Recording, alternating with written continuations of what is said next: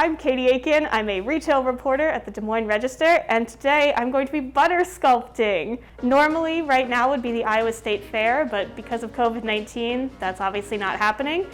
So instead, the butter sculptor Sarah Pratt is going to be hosting a live stream on Facebook where she teaches people, including me, how to butter sculpt at home. The materials I have gathered to begin with, I have a cutting board, I have some forks and spoons and knives for sculpting purposes. I have some cardboard. She told me to get foam core and I forgot to do that, so I have cardboard instead. And then I have a bolt and a nut and 2 washers. I don't know what those are going to be used for, but I'm very excited to find out. And then of course, in the fridge, I have butter. I have high expectations. I think this is going to be a work of art. I think it will be, in fact, a masterpiece. And someone should have the Met on hold, is all I have to say. Hi, I'm Sarah Pratt, and I'm the Iowa State Fair butter sculptor. And just like many of you and your families, we are missing the Iowa State Fair. So thanks for joining us today. I had the opportunity to talk to Sarah Pratt a couple days ago. She is training her 16-year-old twins to be the next butter sculptors, which is insanely cool. And they are all in their kitchen, it looks like, getting ready to sculpt at home and take us through the process. So let's see what the first step is. It's creating your armature. She just pulled out this like crazy big like metal structure. It's like, 2 or 3 feet high. It's metal, it's welded together. I'm hoping that's not what we're doing today, because if so, I'm unprepared. When I was talking to Sarah Pratt, I said, okay, I'm doing this for the first time, what should I know? And her biggest tip to me was touch it as little as possible. Which honestly I was kind of bummed about, because I was like, what's the point of butter sculpting if I don't get to get really greasy with it? But it's fine. I think I just need to stab this through. Oh, okay. Oh, it's gonna be a stick. So I'm going to basically stab this through the cardboard, and then I'm going to put a washer on the other side. I have my cardboard here. I'm going to, instead of putting it right in the middle where there's sort of like a fold, I'm gonna put it over here where it's more structurally sound. Okay. Oops, so sorry. Now we're gonna stick that through. Okay. Honestly, it feels like it's gonna be pretty sturdy regardless. So we're gonna put the washer right here, kind of squeeze it down. So sturdy. I don't think I even needed a nut to begin with. There we go. Armature. That was so easy. These have been in my fridge for a really long time. So, that might make them better. A fun fact about the Iowa State Fair butter cow and other butter sculptures is that they actually reuse the same butter year after year. They just freeze it. So my butter being a little old might actually help. What Sarah Pratt has told me to do is unwrap the stick of butter like a banana so I don't have to touch it, which again is for temperature reasons. Delicious. And then what you have to do is take a sharp object, here I have a chopstick, and poke a hole in the middle so that way the bolt doesn't crack it, I guess. This is very satisfying. Oh my gosh. Oh no, I did crack it. Ooh! I might have ruined it. It's fine, I can fix it, but there's a crack in the butter now. Hopefully that doesn't hurt anything. You can slide that stick of butter right on, pushing it all the way down onto the foam core so it's all the way flat. I'm really afraid to do this because the butter is already cracked and I'm worried it's just gonna sort of split down the middle. But what I'm supposed to do is take this. Maybe I should make the hole bigger. Oh no. The wrapper, my banana peel. Okay, I'm gonna try to line it up and just push down straight so that way it doesn't oh no, oh no. I do have 3 sticks of butter. What did I do wrong? If it's a problem in the next step, I will redo this step. I'm not even sure. Oh, this is so bad. Okay, so everyone. I really thought that, okay. Step 1 failed. I think the problem is that I didn't pre-drill a big enough hole and then it just broke when it got on the bolt. We're gonna try again. We're gonna make a bigger hole with the chopstick and then just do everything slower. When you put a straw in a Capri Sun packet and you think you did a really good job and then it starts leaking out the side, that's what I'm worried is gonna happen with this stick of butter. It's breaking again, okay. So you can see it's starting to crack along the side. I don't know how to prevent this. Here's what I'm gonna do. I'm gonna fix it. See, this is what I was told not to do explicitly, which is touch it a lot with my hands. here we go. I have to keep it squeezed. Uh-oh, it's splitting on the other side. Okay.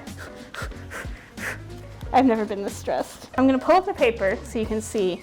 It has split significantly, not only on one side, but on two sides.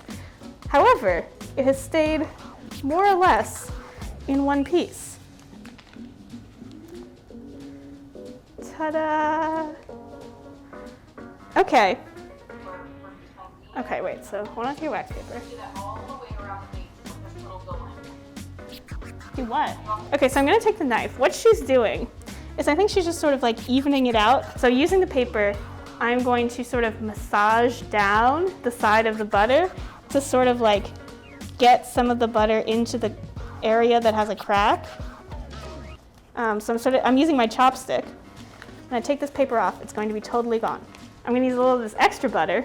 I'm just gonna kind of put some of that in there. Yeah. Oh yeah, no problem. It kind of looks like corn on the cob. So we put this in the freezer for like 5 minutes, and it's significantly less melty around the outsides where I was like touching it. She hasn't shown me exactly how to do this yet, but what we're going to do is add butter to the outside to sort of make the shape of a dog sitting down. She has so many tools. She's so many tools. Wait.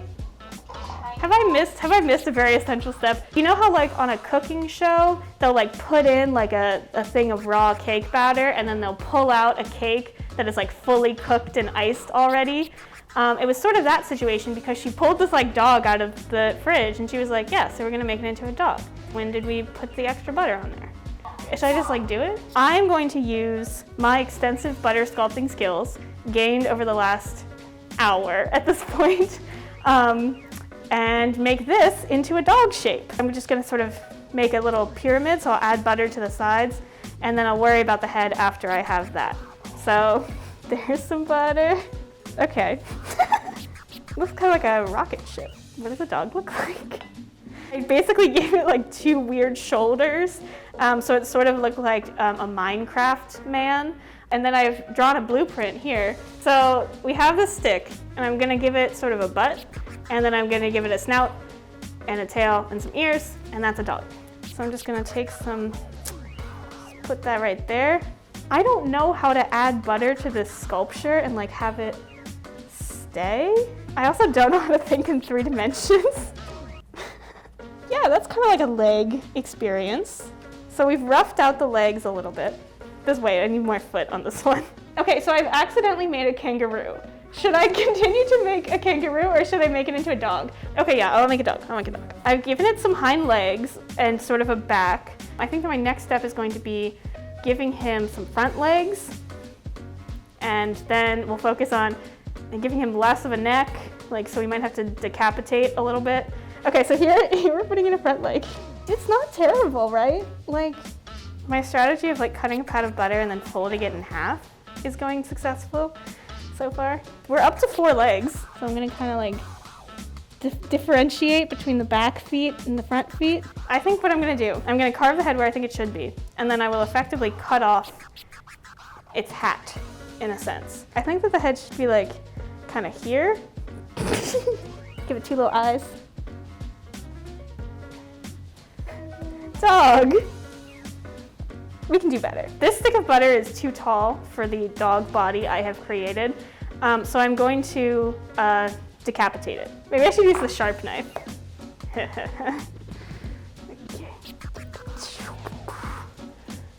Oh, how gruesome. That looks a little better. It kind of has like a schnauzer vibe now that it's so square. So this is sort of the snout that I've placed on it. Oh my God.